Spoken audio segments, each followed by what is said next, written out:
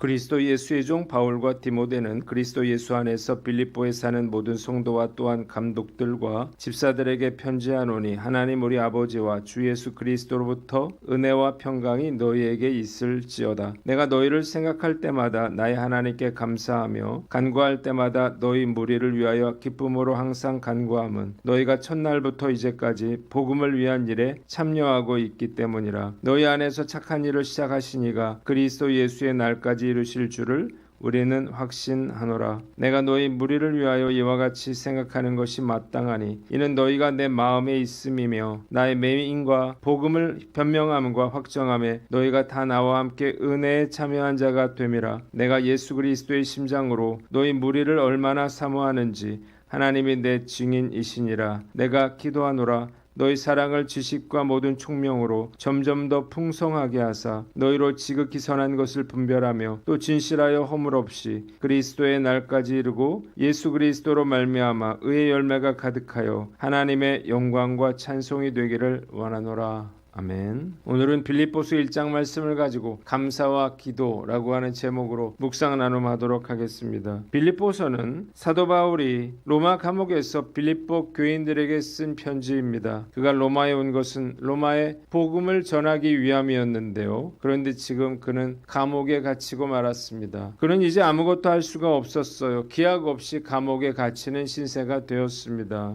특히 그를 힘들게 했던 것은 감옥 밖에서 들려오는 나쁜 소식들이었습니다. 사도 바울이 감옥에 갇히자 바울을 시기하던 사람들은 자신의 영향력을 넓히기 위해서 열심히 사역을 하기 시작했습니다. 이것은 엄밀히 말해서 주님을 위한 사역은 아니었어요. 자신의 사리 사역을 채우기 위해서 하는 일이었습니다. 또한 빌립보 교회는 여러 가지 어려움에 처해 있었습니다. 그래서 바울은 힘겨워하는 빌립보 교인들을 위로하기 위해서 이 편지를 썼습니다. 첫 번째로 1절로 5절 말씀인데 5절을 봅니다. 너희가 첫날부터 이제까지 복음을 위한 일에 참여하고 있기 때문이라고 했습니다. 바울은 목숨을 걸고 사역을 했지만 그의 사역은 중단이 되었고 빌립보 교회는 어려움에 처해 있고 자신은 억울한 옥살이를 하고 있습니다. 얼마나 낙심이 되고 절망이 되고 우울할까요? 그런데 뜻밖에도 사도 바울에게서 어떤 원망이나 좌절도 찾아볼 수가 없습니다.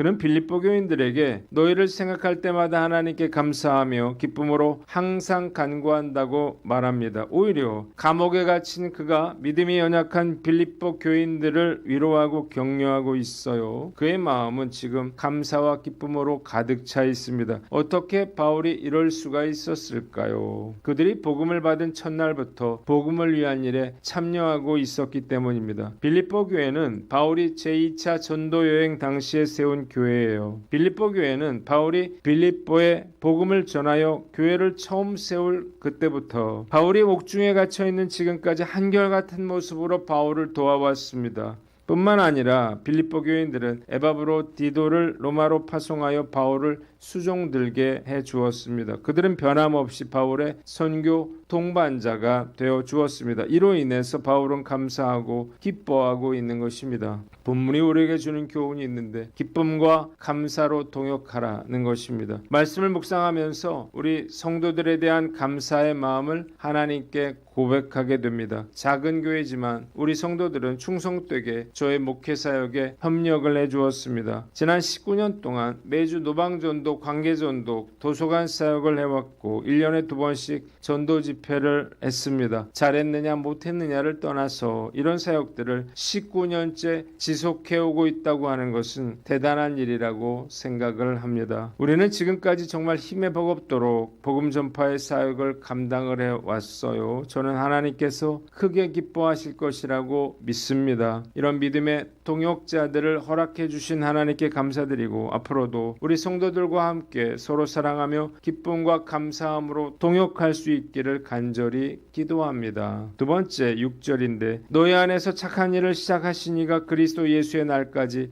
이루실 줄을 확신하노라 라고 했습니다. 사도 바울이 낙심하지 않고 감사하며 기뻐했던 두 번째 이유는 그들 안에서 착한 일을 시작하신 성령께서 그리스도 예수의 날까지 이루실 줄을 그가 확신했기 때문입니다. 빌립보 교회는 이방인들의 교회였습니다. 복음을 듣기 전에 그들은 죄 가운데 소망 없이 살던 자들이었어요. 그런데 복음을 듣고 변화가 일어나기 시작했습니다. 그들 안에 계신 성령께서 착한 일을 시작하신 것입니다. 이들은 복음을 전하고 나누고 베풀며 교회를 섬겼습니다. 많은 사람들이 구원받았고 하나님 나라를 위해서 쓰임받았습니다. 사도 바울은 비록 지금 빌립보 교회가 힘들고 어려운 상황 가운데 있지만 그들 안에 착한 일을 시작하신 주님께서 그리스도 예수의 날까지 이루어 가실 것을 확신했습니다. 각 사람 안에 계셔서 역사하시는 성령의 능력을 그가 믿었기 때문입니다. 그의 확신대로 빌립보 교회는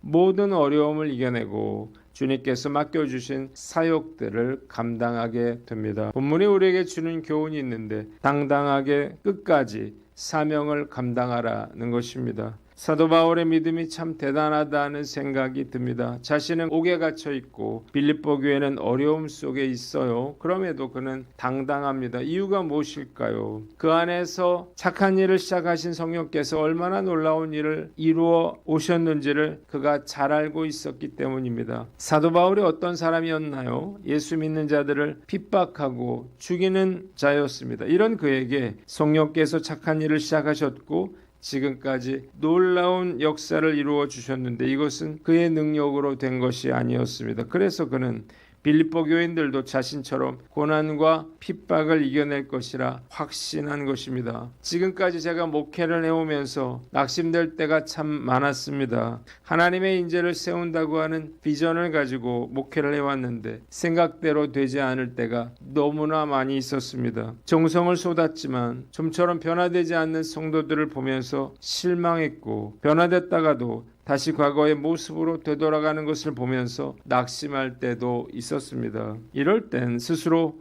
무능하다는 생각이 들고 제가 믿음을 가지고 해온 모든 일들이 무가치한 것처럼 느껴졌어요. 그럼에도 제가 포기하지 않을 수 있었던 것은 제 안에 착한 일을 시작하시니가 이 놀라운 일들을 그리스도의 날까지 이루실 것을 확신했기 때문입니다. 변화의 주체는 제가 아니죠. 저를 변화시켜 주신 분은 성령님이시고 비록 지금은 흔들려도 각 사람 안에 계신 성령께서 그리스도의 날까지 잘 이끌어 주시고 변화시켜 주실 것을 믿는 것입니다.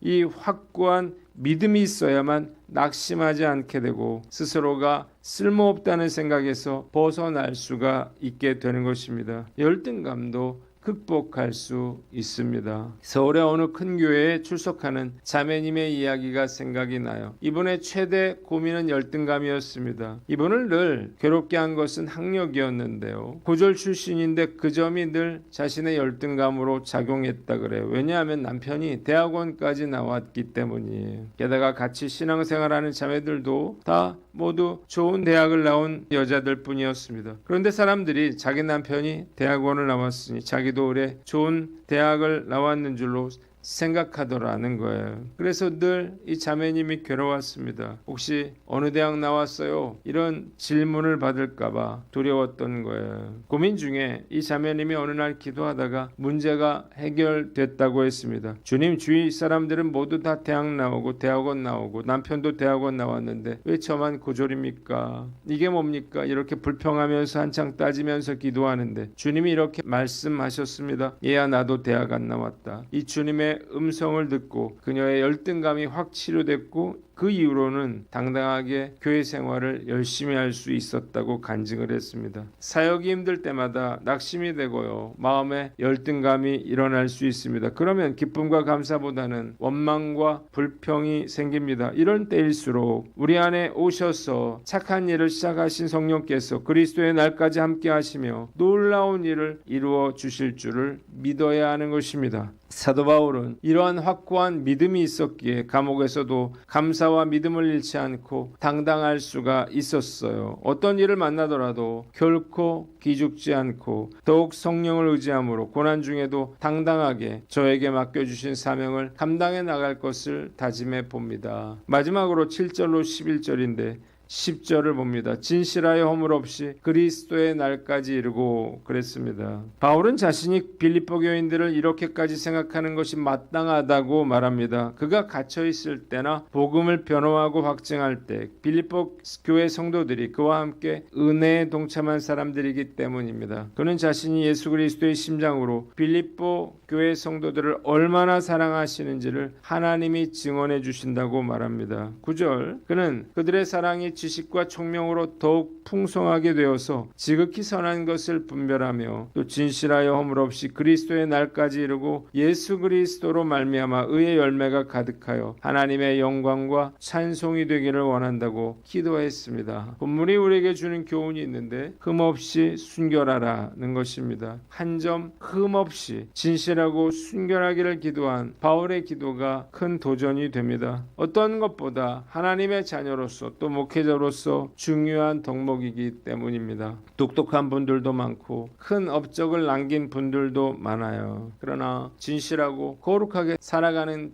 분들은 그리 많아 보이지 않습니다. 더러워지고 타락한다면 아무리 큰 업적을 이루었다 하더라도 큰 의미가 없을 거예요. 문제는 죄로 가득한 세상에서 정직함과 순결함을 유지하며 살아간다고 하는 것이 결코 쉽지가 않다는 것입니다. 제 인생의 목표 역시 거룩하고 순결한 삶을 사는 것입니다. 그런데 정말 자신이 없어요. 언제라도 무너져 내릴 수 있다는 사실을 너무나도 잘 알고 있기 때문입니다. 그러나 포기할 수는 없습니다. 거룩하고 순결하지 않다면 그리스도의 신부로서의 자격이 없을 것이기 때문입니다. 그러나 저는 다시 넘어지더라도 다시 일어서면 된다고 생각합니다. 작심삼일을 계속해서 이어간다면 언젠가는 분명히 달라질 수 있다고 믿는 것입니다. 다행인 것은 그래도 예전보다는 훨씬 더 나아졌음을 느낍니다. 오늘 말씀 앞에서 나는 어떤가 스스로를 돌아보고 이만하면 됐다는 착각을 버리고 거룩하고 순결하여 단 한 점의 흠도 없는 그리스도의 장성한 분량까지 자라가는 저와 여러분들 되시기를 주님의 이름으로 축원합니다. 기도하겠습니다. 하나님 아버지, 기쁨과 감사로 동역하고 당당하게 사명을 감당하며 흠없이 순결케 하여 주시옵소서.